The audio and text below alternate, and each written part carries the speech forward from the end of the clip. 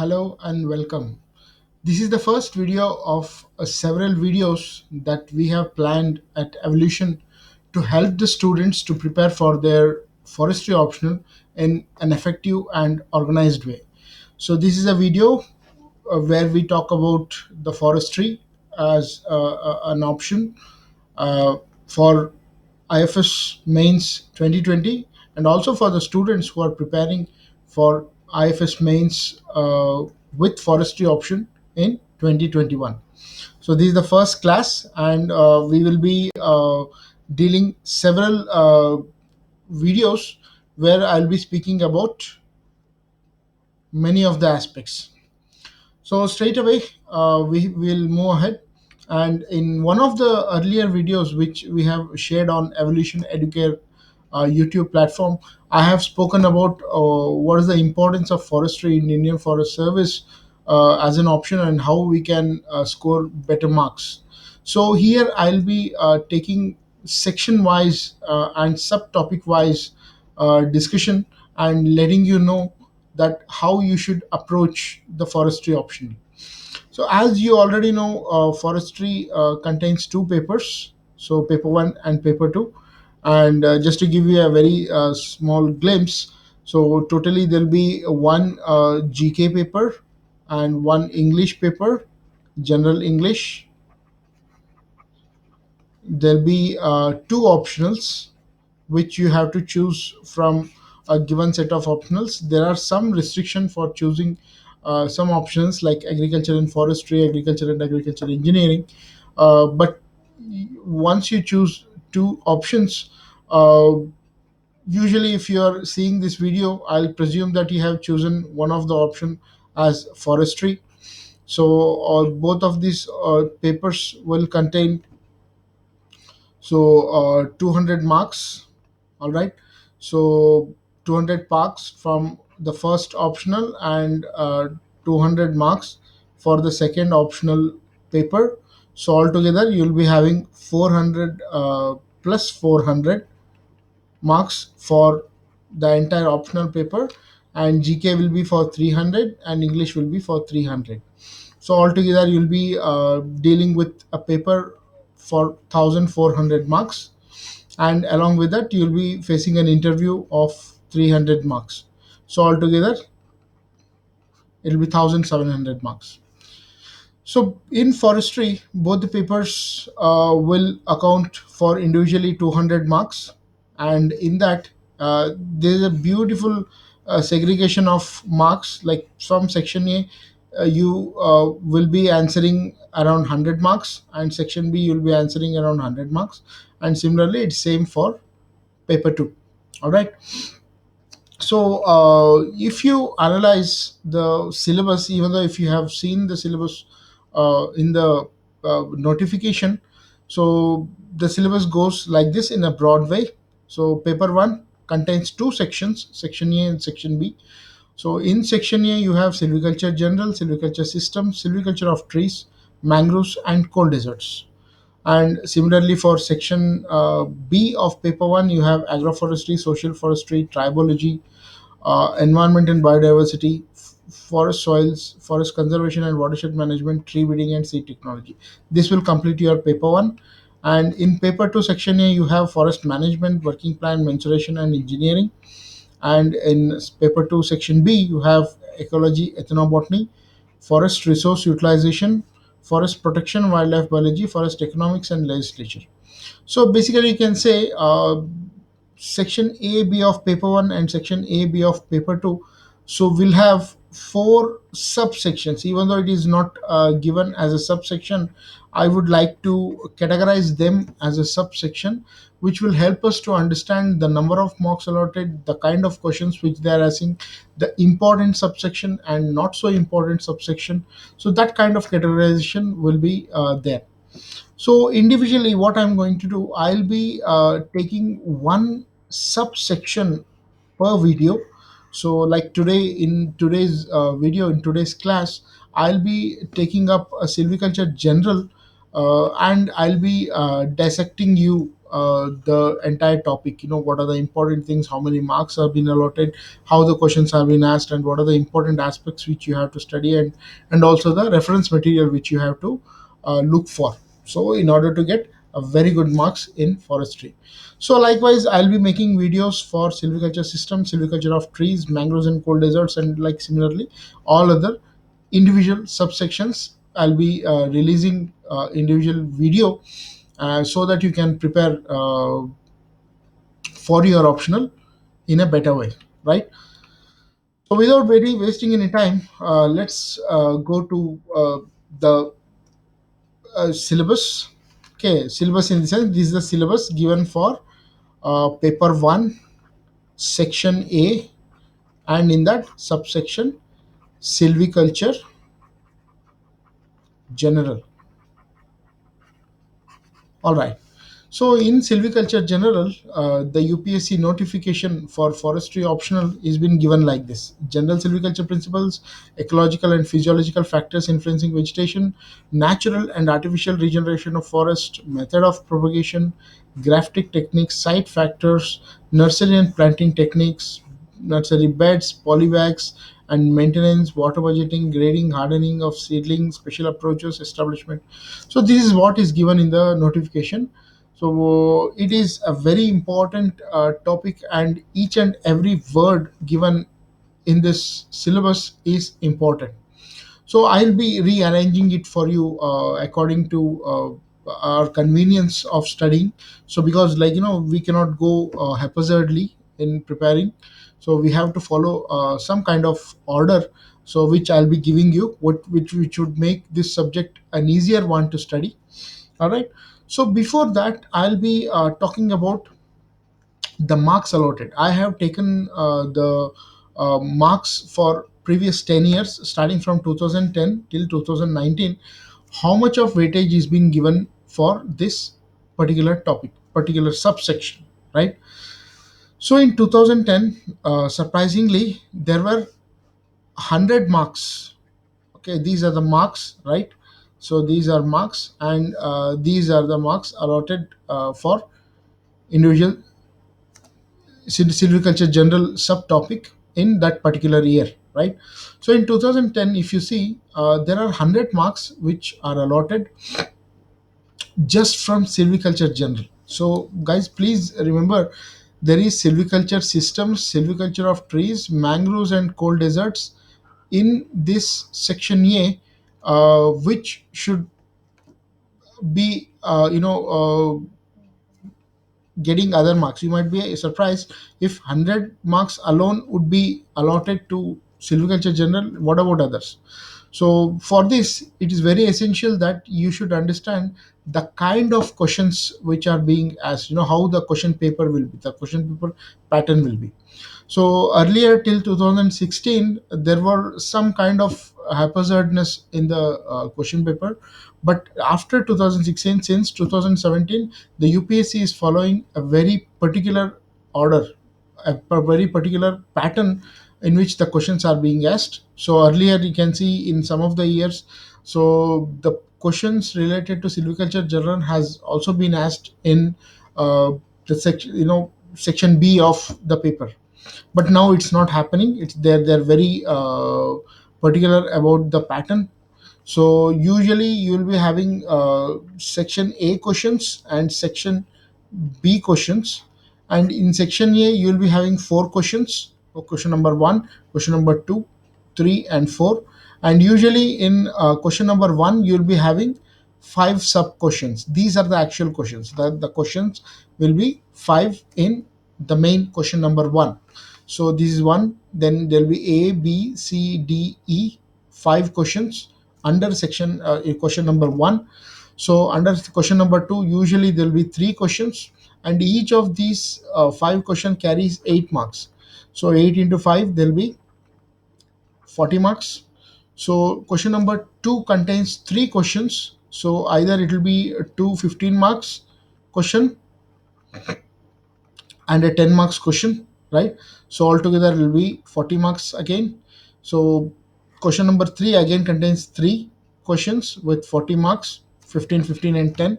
And question number 4 also contains three questions, ABC, uh, adding up to 40 marks. So totally you will be having 160 marks from section A, out of which question number 1 is compulsory. You have to attend question number 1, and in section B there will be similarly question number 5, 6, 7, and 8. So they'll be having asking four questions, and question number 5 contains again five sub questions with 8 marks each.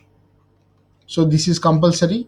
So question number 1 and 5 will be compulsory, and other three questions, totally you have to answer 5 out of 8 questions.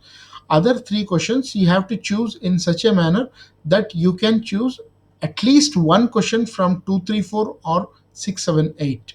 So and another two questions you can choose either from section A or B. Okay, similarly you have to answer five questions. So that is the reason why it is not so surprising to say that, so out of this entire section A, so 100 questions were asked just from silviculture general, which is a huge marks allocation. So later on it decreased 75 marks, then 95 marks, 96 marks, 92 marks, then 74 marks, 64 marks, 79 marks, 89, and 60, right? So out of the entire 200 marks which will be allotted for entire paper 1, so you will be asked around 40 to 50% of the, on an average 40 to 50% of the marks just from silviculture general.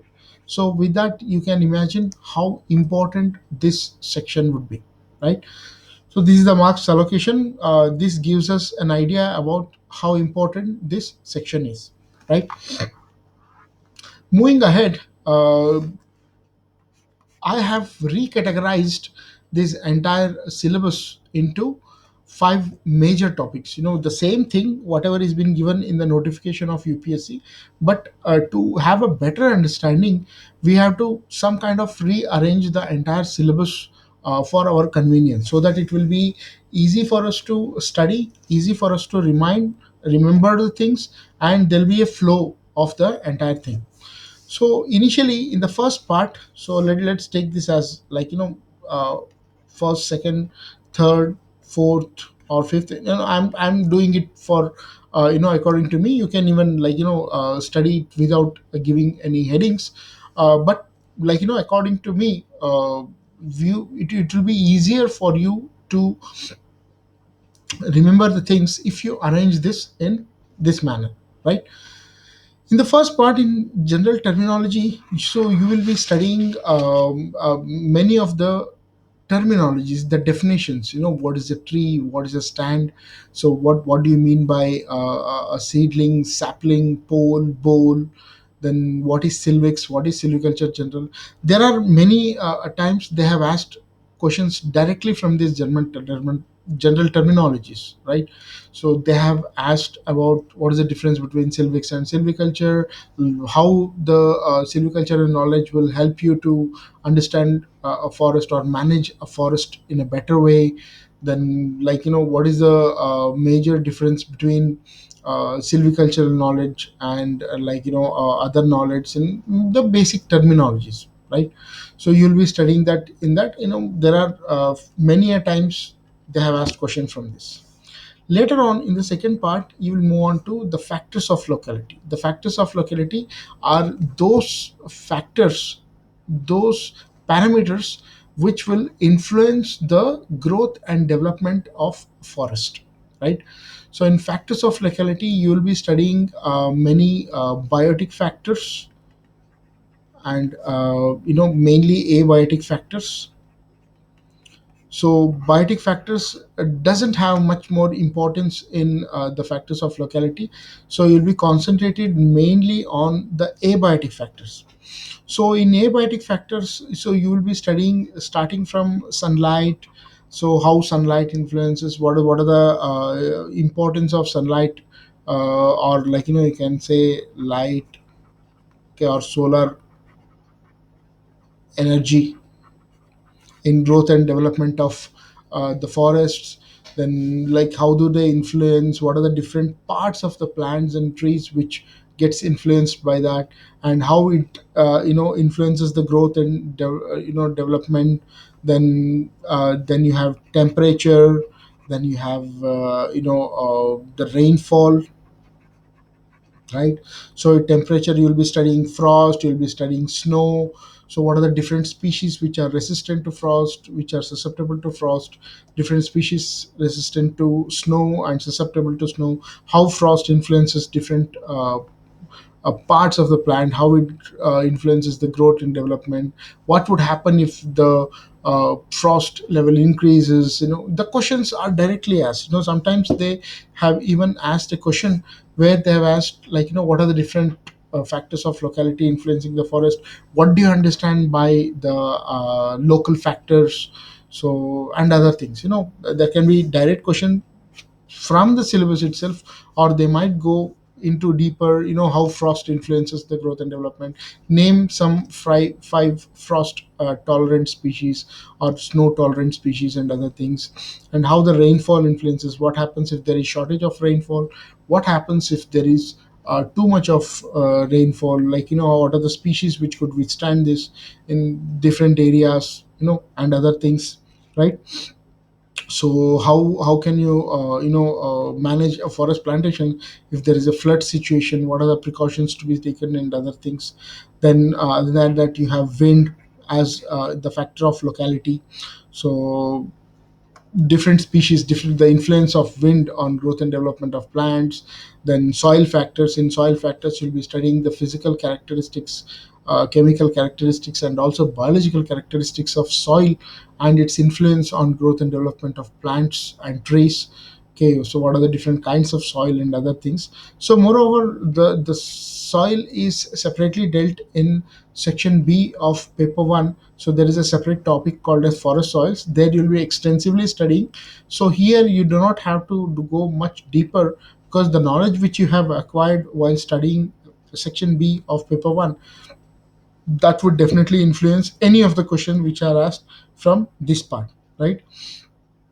So these are, there are several different factors of locality which will influence. Individually they can ask the questions based on this, and also they can ask the questions all together, as if what kind of, what are the factors of locality, right? The third subsection, or the topic which we'll be talking about, is very very important, and a lot of questions are being asked from this portion, called as regeneration. So in regeneration, see, forest has to be regenerated. Even though we consider forest as a uh, you know renewable source of resources, renewable resource. So it is a conditionally renewable resource. Yeah, unless you regenerate it, unless the younger ones are replaced by the older ones, as deforestation is going on, the trees get aged and they fell off and they die. So the forest won't be replenished. It can go extinct, right? So in regeneration, you'll be studying two major different kinds of regeneration, called as natural regeneration and artificial regeneration. Okay, these are the two main headings under which you'll be studying regeneration, and a lot of questions do come from these two topics, right?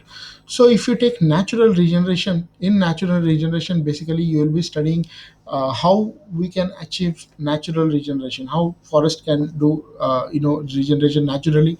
Mainly it can be through seedling seeds, or it can be through copies, or it can be through root suckers. And in seed you'll be studying how seedlings get dispersed, how seedling gets deposited, how they get established. So what are the seedling rate, how mortality occurs, what are the different factors which influence seed germination.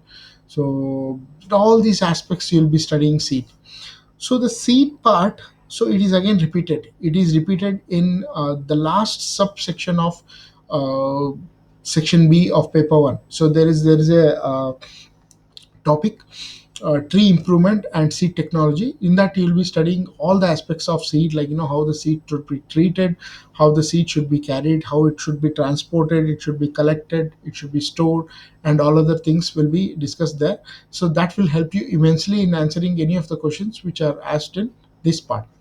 So later on you'll be studying what is copicing, how copicing is done, and how different kind of copices are there, how do you maintain the plantations and other things in natural regeneration. So later on you'll be studying some very important aspects like dying off. Okay, so we call it as dieback disease. So several times they have asked a question from this, like in while discussing natural regeneration, we'll be studying this dieback symptoms, dieback phenomena in several species, and the questions would be directly asked from that. So later on, we'll move on to the artificial regeneration. In artificial regeneration, so we'll be talking about different kinds of artificial regeneration. What are the factors which will influence the decision to either go for natural regeneration or artificial regeneration? Artificial regeneration is nothing but like you are doing a regeneration by yourself. Okay, so naturally you are not letting the forest to regenerate, so you will be assisting, you will be there will be human interference, and there will be regeneration of the forest. So this can be done either by vegetative parts. So there are many methods like planting of the trees, the plants, or grafting, or you can go for budding. So there are several questions which has been asked from this part, grafting techniques, or layering techniques, or planting techniques and other things. So that is one thing, artificially, or even you can do it by seed, by sowing the seeds at under this. There are many questions like mixtures, or pure plantations, or different kinds of designs of planting. What is the spacing you have to leave? What are the different species, and what kind of spacing need to be given for individual species? All these details you'll be studying under this artificial regeneration. How seed is collected, what are the different methods, how it is cleaned, how it is treated, how it is transported, how it is stored, orthodox seeds, recalcitrant seeds. So these are several topics where repeatedly they have asked the questions. So after studying this, you'll be studying certain works to be done inside the plantation. So once you are ready to sow, how you sow, and what are the soil work you'll be doing inside the plantation, and what are the things you are doing outside the plantation, outside, right? So several works are there inside the plantation, like you'll be fencing, soil working will be done, spacing will be done, and maintenance, and how the layout will be laid, and other things. And outside, as I said, several techniques where seed collections is involved, or the plant material is involved, and other things, right? So outside the plantation, another important aspect comes, even though it is a part of this artificial regeneration. So as the syllabus talks, it should be dealt separately, because a lot of questions are being asked directly from nursery techniques.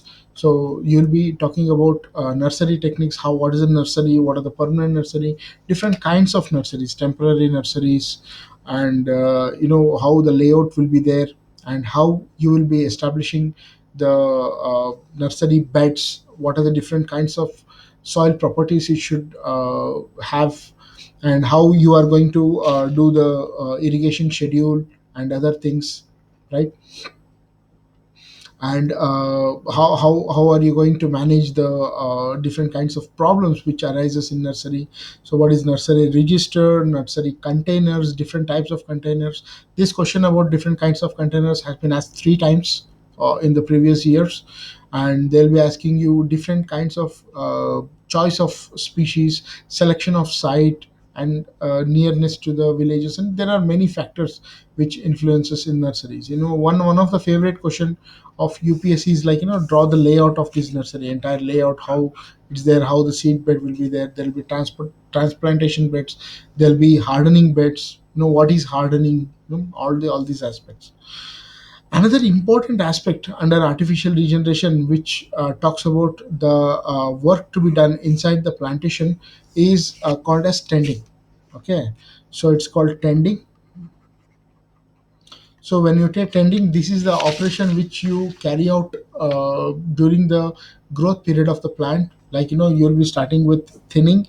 There is one topic called thinning, and if you analyze, so this thinning question from thinning has been asked like more than 10 times the previous 10 years. Now, every year there will be one question. There will also there's ordinary thinning, there is mechanical thinning, there is maximum thinning, free thinning, and like German thinning, French thinning. There are many kinds of thinnings, and there will be different categorization of trees, for which thinning needs to be practiced. So you will be studying all those kinds of thinning and grades of thinning for individual types of thinning. So you'll be studying this, you'll be studying weeding, you'll be studying pollarding, you'll be studying cleaning process and other things. And other than that, some miscellaneous things which mainly involves the mainly the terminologies, like what is pollarding, what is loping, what is girdling and other things. So once you put it in order, so there will be a flow of study, and with that you can actually start from German terminologies and end with some miscellaneous topic on even if you include this in any of these headings. So you'll be ending with the planting material, the plantation containers. Okay, so that is how the study has to go, and that is what makes your preparation in a systematic manner, right? So there are several books which helps you in your preparation. So there is one wonderful book called Principles and Practices of Silviculture by LS Khanna. So this is a must read book for this topic. So once you read it, you will get an extensive hand on the silviculture general topics, right?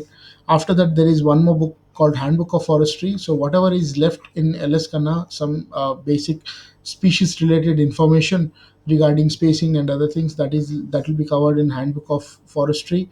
And there is one book called Manual of Silviculture Formation, Preservation, and Treatments by Slitch. Okay, that is also a wonderful book. You'll be studying. See, basically, this forestry is a technique which was developed by the Britishers. It's the forestry itself was too old, so it started after organized forestry started after 1860s. Okay, so when the Britishers used to handle or manage these forests. So later on, we are following more or less the same kind of techniques and same kind of studies in forestry. We are still following same systems, so which used to be followed by the British. So a foreign book will actually give you a wonderful idea about how the nurseries, the plantations are managed, and what is the main objective of studying the silviculture. So all these three books are very much needed. You have to go through these books at least once, and if you have time constraint, at least go through this book word by word. Very important. And some aspects from Handbook of Forestry, right? So these two will give you a very good upper hand on your study. And there is one more option: either you study all these books, or you have one more option of studying silviculture general through the videos which we have uh, prepared for you. So from evolution, so the evolution class videos, it will be coming out with handouts. So all these things which are important, where not even a single topic getting you know getting missed out, is being prepared in these videos. And you'll be having the handouts containing the slides of the PPT, and also you'll be provided with the study material. So just like we'll be providing four booklets for four subtopics. So there'll be one booklet which will be dedicated for silviculture general. So if you study that along with the handouts, that will be sufficient. You will not miss a single question from silviculture general. So if you have any doubts, then feel free to contact us at contact@evolution.co.in, or you can visit our website or call us on this number, and that will give you an access to all these videos and handouts. So thank you so much for listening. So this is me, Chiranth. I'll sign off, and all the best for your preparation. So we'll be coming out with more videos. In my next video, I'll be taking up silviculture systems, and I'll be giving you the same kind of insight which I have given for silviculture general. So all the best, and thank you so much.